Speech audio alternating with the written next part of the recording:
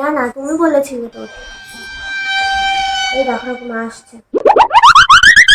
কিরে সোনা, কি ব্যাপার? ছেলে তো ভালো। যদি ভালো হয় তাহলে ফোনটা একটু ধরিয়ে দে, জামাইয়ের সাথে কথা বলে দেখি। সত্যি মা, তুমি কথা বলবো ওর সাথে? হ্যাঁ, আমি কথা বলে দেখি। আমার ভালো লাগলে বাবার সাথে আলোচনা করে এই মাসের মধ্যেই ডেট ফিক্সড করে দেবো। এই হ্যালো, মা না সবটা জেনে গেছে আর আমাদের সম্পর্কটা মেনেও নিয়েছে। তোমার সাথে একটু কথা বলবে বলছে। এনো এনো।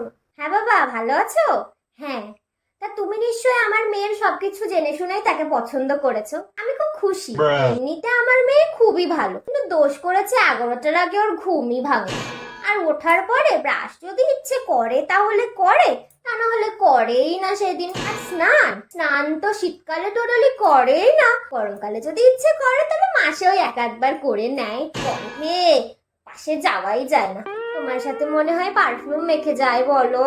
গায়ে মাথায় তো সাবান দেয়ই না, মাথার মধ্যে উকুন গিট গিট গিট গিট করছে।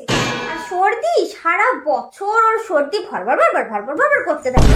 তোমার সামনে মনে হয় মাস্ক পরে যায় বলো? আর পটি করতে গেলে তো জামা কাপড় ছাড়েও না, আর হাতে সাবানও দেয় না। আর ওর পরে বাথরুমে তো কেউ ঢুকতেই পারে না। আরে কি গন্ধ! আর এত আলসে, এত আলসে, মনে হয় না যে মার একটু হেল্প করি। একটা কুটো নেড়ে দুটো করে না।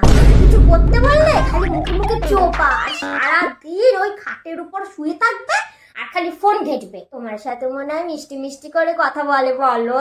তাহলে বাবা, তোমার বাবা মাকে কালকে নিয়ে আসো, তোমাদের বিয়ের ডেটটা ফিক্সড করে নি।